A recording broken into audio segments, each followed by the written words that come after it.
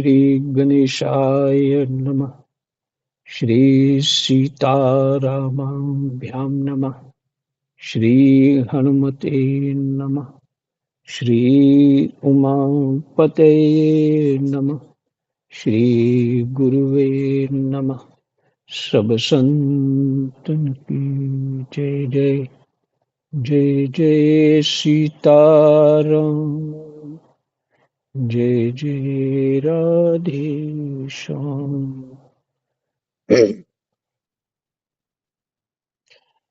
भगवान श्री कृष्ण सांख्य योग क्या है, उसका उपदेश उद्धव जी को कर रहे हैं।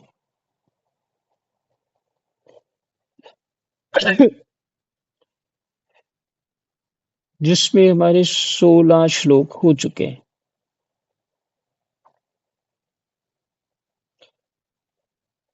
एकादश स्कंद 24वां अध्याय और प्रसंग है सांख्य योग। श्लोक नंबर 17 से पाठ कर रहे हैं। कृष्णाय वासुदेवाय हरये परमात्मने प्रणतः क्लेशनाशाय गोविंदाय नमो नमः।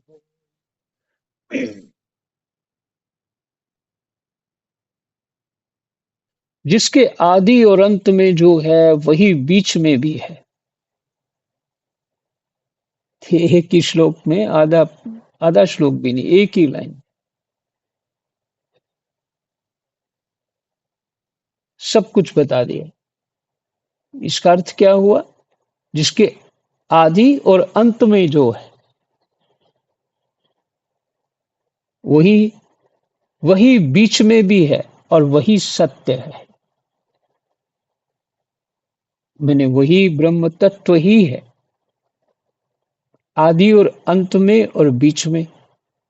ऐसा लीजिए कि हम पहले नहीं थे, वही ब्रह्म सत्य स्वरूप था।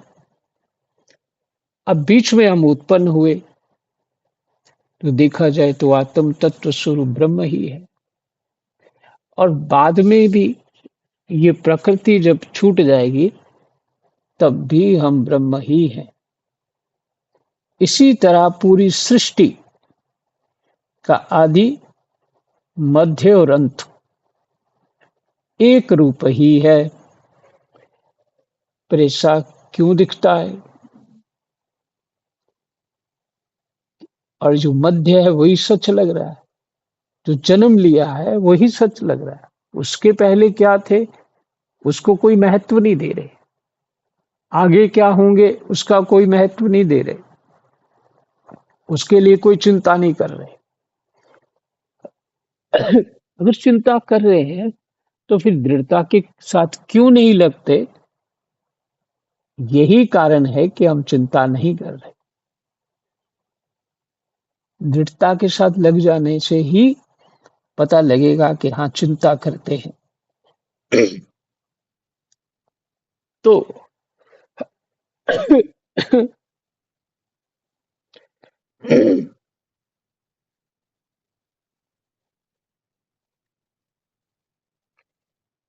जिसके आदि और अंत में जो है वही बीच में भी है और वही सत्य है। जैसे स्वप्न के आदि में क्या था? कुछ नहीं, सत्य रूप था। और स्वप्न में आया तो वहां कौन था? मन ही कल्पना कर रहा था, सब कुछ वही बना हुआ था। और उसके बाद जैसे किसी ने जगाया, स्वप्न चला गया। बस यही स्थिति है हमारी। हमको सत्य लग रहा है, इसलिए सत्य लग रहा है कि हमारी इंद्रियां, हमारी तन मात्राएं, इंद्रियां रजोगुण से और तन मात्राएं तमोगुण से। तमोगुण मैंने जिसमें कोई अंधकार स्वरूप हो, सही बात नहीं जो अनुभव करा रहा हो, वो तन्मात्राएं जिससे हम अनुभव कर रहे हैं, वही तमोगुण है। इसलिए संसार सत्य लग रहा है। और वही तन्मात्राएं जैसे सत्व गुण में प्रवेश कर जाती, तो वो तमोगुण छोड़ करके जो है उसका विवेक जो है, उसका जो आत्म ज्ञान है, वो प्रकट हो जाता है। उसको बात समझ में आ जाती है, क्योंकि सत्वगुण विशेष में क्या है? ज्ञान वृद्धि। सत्वगुण को ही स्वर्ग कहा है, सत्वगुण को ही साधना के लिए अनिवार्य कहा है। इसलिए जो हमें ये तन मात्राएं आंख जो दिखा रही है वो सत्य नहीं है, कान जो सुना रहा है वो सत्य नहीं है, जो जो जीभा स्वाद दे रही है, नासिका जो सुगंध दे रही है, जो दिख रहा है अथवा स्पर्श हो रहा है, वो सत्य नहीं है, तमोगुण के कारण है। इसका चिंतन और गहराई से स्वतः ही करना चाहिए, तो फिर ये और खुल जाता है। बात मैंने समझ में आएगी ठीक से। जैसे फिर दृष्टांत स्वपन का, वहां जीव तन्मात्राएं भी स्वयं निर्माण कर लेता है। दृश्य दृष्टा दृश्य सब कुछ स्वयं हो जाता है ना? बस वही मामला है यहाँ, ये जो अभी स्थिति है हमारी, ये सब कुछ हम जो भी रचना करी, हमने स्वयं अपनी रचना करी है, और जगत भी वैसा दिख रहा है। ये बड़ी विचित्र सूक्ष्म माया है। इसको समझ लेने के बाद जीव इस संसार से वैराग्य स्वतः ही हो जाता है उसको, जीव को, क्योंकि वो समझ लेता है सत्य कुछ भी नहीं है। आप स्वप्न तो सत्य होता ही नहीं। और जो बिल्कुल मोटी बुद्धि के, वो उनको स्वप्न आता है जी, मुझे बार बार स्वप्न आते हैं और वो कुछ गड़बड़ है, चलो पंडित जी के पास। पंडित जी भी उपाय बताते हैं, क्योंकि वो चित्त की विकृति है उसको। और अगर वो ऐसा ही व्यक्ति रामायण जी पाठ करे, गीता जी पाठ करे, भागवत जी पाठ करे, तो उसको उसका चित्त शांत होगा, स्वप्न बदल जाएंगे। जिनसे चर्चा जिनकी चर्चा हो रही है, जो पढ़ा वही स्वप्न आएंगे। फिर तो आनंद हो गया।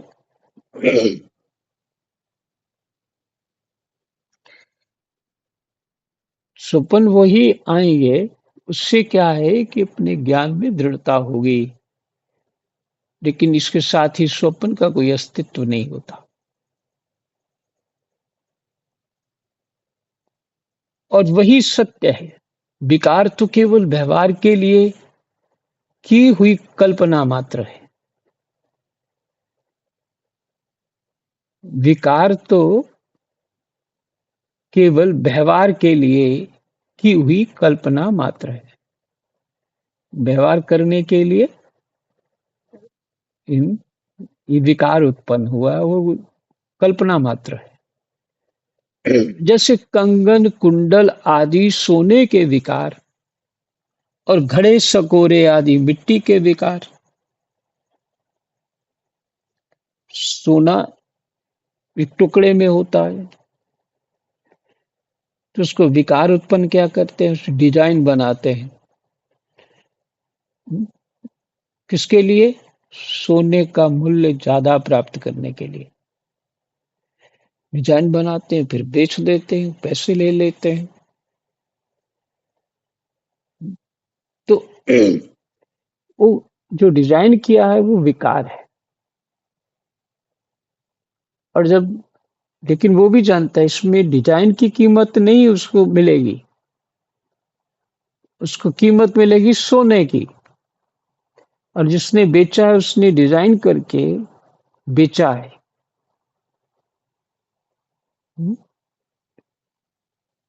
उसने डिजाइन के पैसे लिए और उसी में कमाता है कुछ भी जो भी है। वो उचित है, अनुचित नहीं है।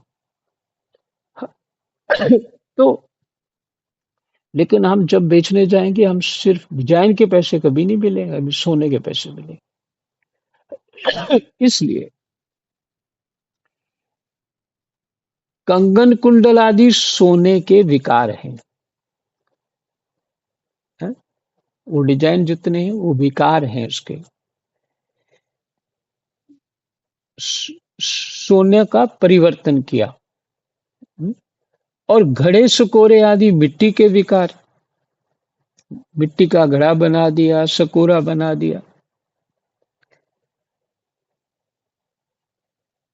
पहले सोना या मिट्टी ही थे, बाद में भी सोना या मिट्टी ही रहेंगे, अतः बीच में भी वे सोना या मिट्टी ही हैं। इसीलिए लिया था कि सोना है और इसकी वैल्यू बढ़ जाएगी, और जब पहनेंगे तो सुंदर लगेगा, दूसरों को भी दिखाएंगे मेरे पास सोना है। कारण तो यही होते हैं, और क्या कारण होना है। तो लेकिन स्वतः पता होता है कि डिजाइन तो मुझे सिर्फ लोगों को दिखाने के लिए, लेकिन वैल्यू तो इसकी उतनी ही जितनी सोने की।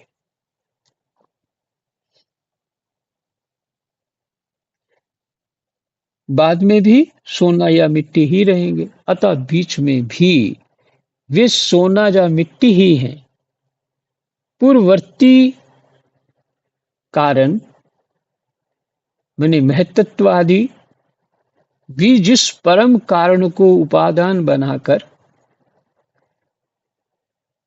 अपर मैंने अहंकार आदि, महतत्वादि पूर्ववर्ती कारण क्या हुआ कि महतत्व आदि से आरंभ होता है। महतत्व मैंने बुद्धि से अहंकार उत्पन्न होता है। तो पूर्ववर्ती कारण क्या है? बुद्धि, और उसके बाद अहंकार। भी जिस परम कारण को उपादान बनाकर, जिस परम कारण को उपादान बनाकर अपर अहंकार आदि कार्य वर्ग की सृष्टि करते हैं। अच्छा, परम कारण कौन है? वैसे माया के भी तो कारण ईश्वर ही है,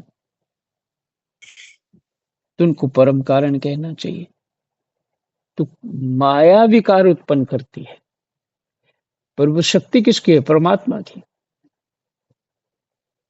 इसीलिए परम कारण भगवान ही है। उपादान कारण बनाकर अपर, अपर मैंने जो अहंकार आदि, उससे परम कारण से जो नीचे हुआ अहंकार आदि, क्योंकि बुद्धि से अहंकार आदि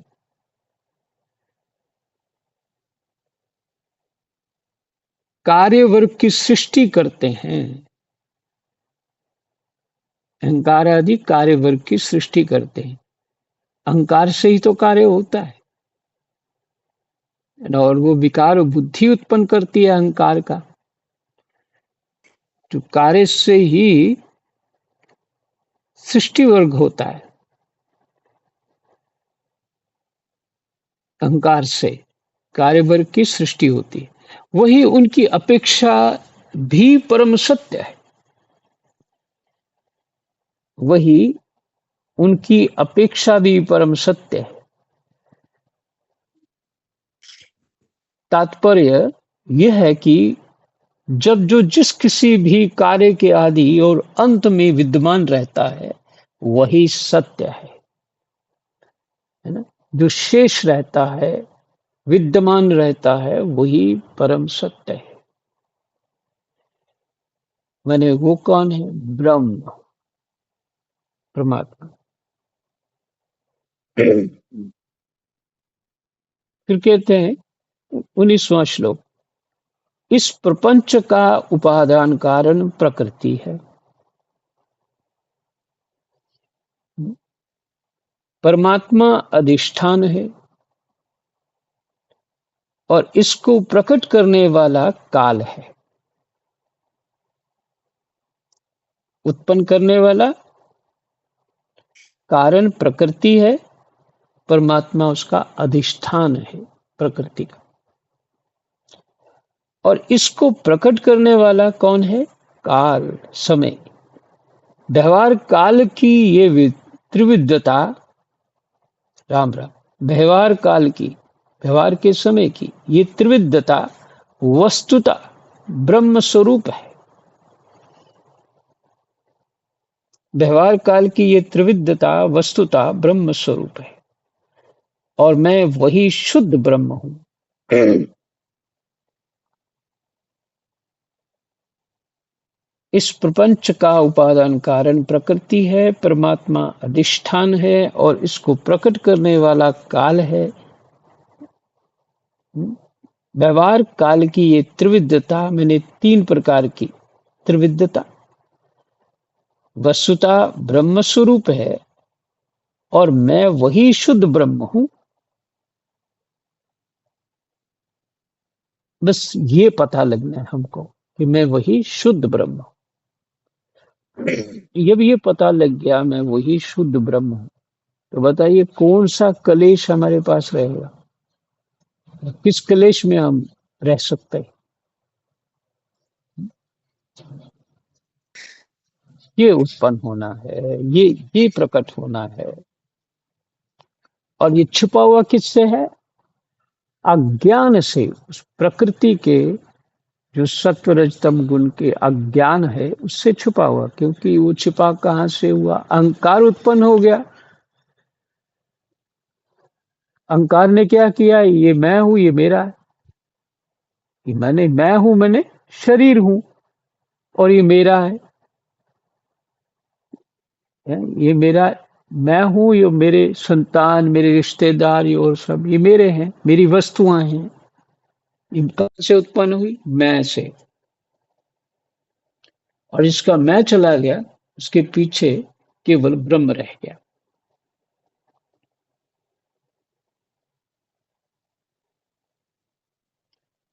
और मैं वही शुद्ध ब्रह्म हूँ। जब तक परमात्मा की क्षण शक्ति अपना काम करती रहती है, जब तक उनकी पालन प्रवृत्ति बनी रहती है, तब तक जीवों के कर्म भोग के लिए कारण कार्य रूप से अथवा पिता पुत्र आदि के रूप से ये सृष्टि चक्र निरंतर चलता रहता है।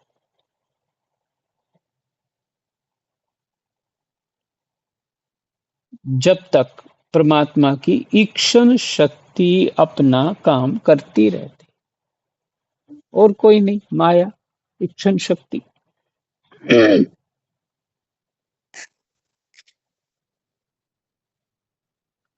यह विराट ही विविध लोकों की सृष्टि स्थिति और संहार की लीला भूमि है। और ये सब कुछ घट किसमें रहा? परमात्मा में घट रहा है।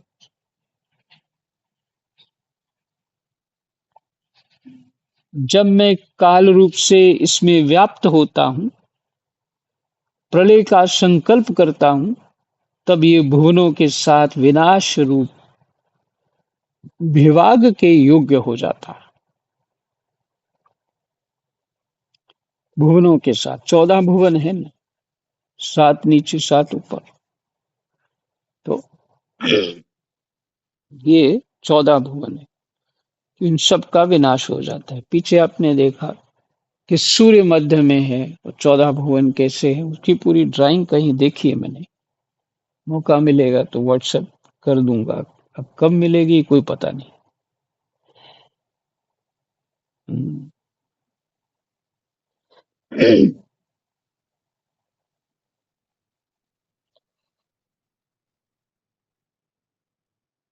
तब ये भुवनों के साथ विनाश रूप विभाग के योग्य हो जाता है। विनाश रूप विभाग के योग्य हो जाता है, मैंने विनाश हो जाता है। उसके लीन होने की प्रक्रिया यह है कि प्राणियों के शरीर अन्न में, अन्न बीज में, बीज भूमि में और भूमि गंध तन्मात्रा में लीन हो जाती है। गंध जल में, जल अपने गुण रस में, रस तेज में और तेज रूप में लीन हो जाता है। रूप वायु में, वायु स्पर्श में,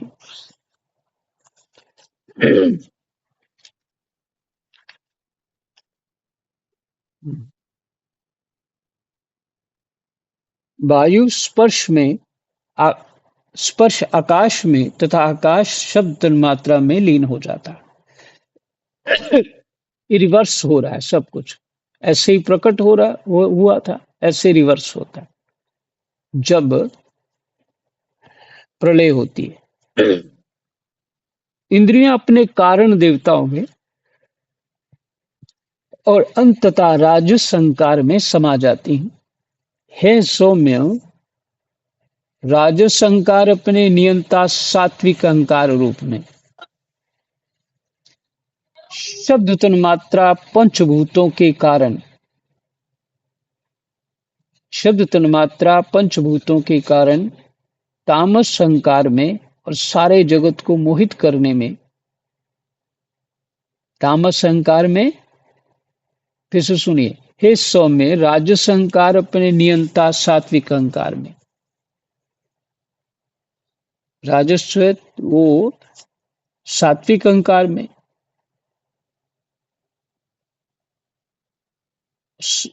राजस अहंकार अपने नियंता सात्विक अहंकार रूप मन में, नियंता सात्विक अहंकार रूप मन में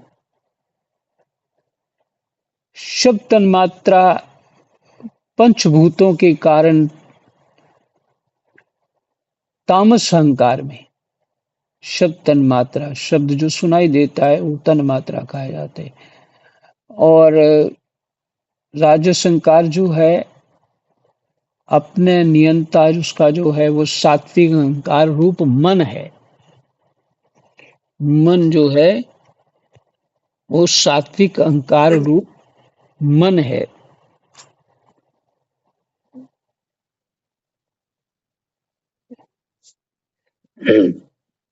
शब्द तन्मात्रा पंचभूतों के कारण तामस अहंकार में और सारे जगत को मोहित करने में समर्थ त्रिविध अहंकार महत्त्व में लीन हो जाता है।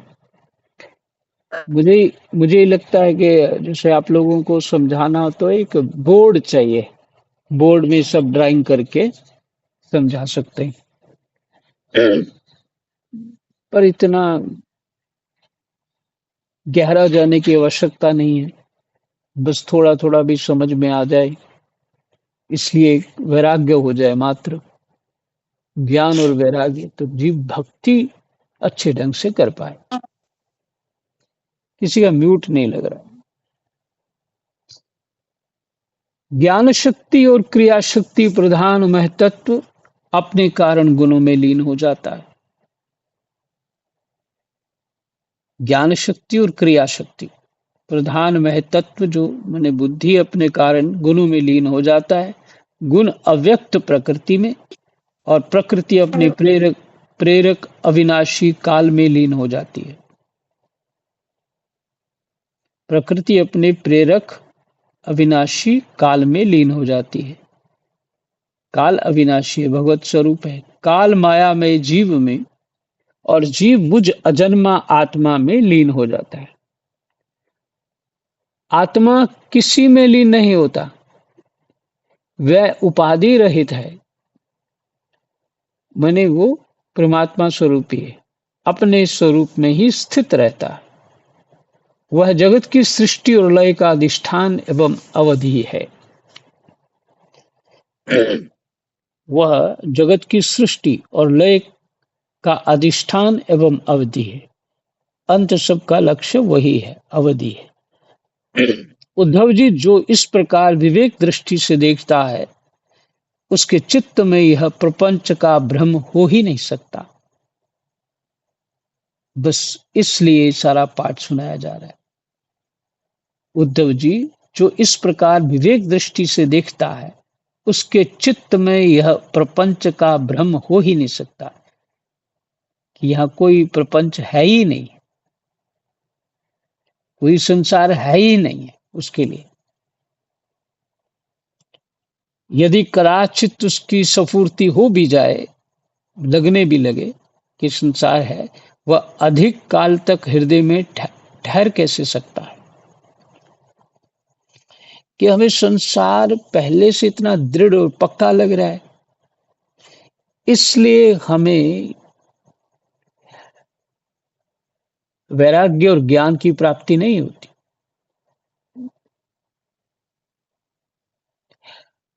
और आत्म तत्व का लाभ नहीं हो पाता। इसका अर्थ है फुल इंटेंशन चाहिए परमात्मा के लिए।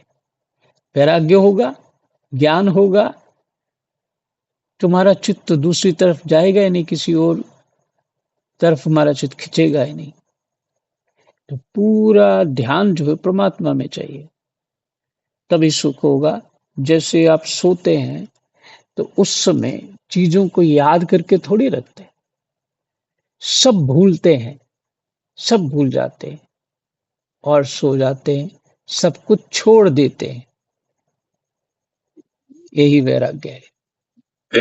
छोड़ना ही पड़ता है सुख के लिए, क्योंकि नींद तो बहुत बड़ा सुख है, वो सब छोड़ना ही पड़ता है। इसी तरह परमात्म तत्व को पाने के लिए ज्ञान और वैराग्य की आवश्यकता, वैराग्य अनिवार्य है। वैराग्य किससे होना? झूठे प्रपंच से, कि जो है नहीं उसी में फंसे हुए।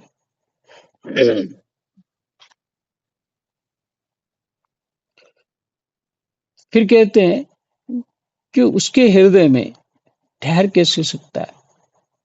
कोई भी संसार दिखने भी लगे तो वो थोड़ी देर दिखेगा और वो ठहर नहीं पाएगा। क्यों? क्या सूर्योदय होने पर भी आकाश में अंधकार ठहर सकता है? नहीं। उद्धव जी, मैं कार्य और कारण दोनों का ही साक्षी हूं। मैंने तुम्हें सृष्टि से प्रलय और प्रलय से सृष्टि तक की सांख्य विधि बतला दी। इससे संदेह की गांठ कट जाती है और पुरुष अपने स्वरूप में स्थित हो जाता है। जय जय सीताराम, राधे श्याम। कृष्णाय वासुदेवाय, हरे परमात्मने, प्रणतः क्लेशनाशाय, गोविंदाय नमो नमः। जय जय सीताराम, राधे।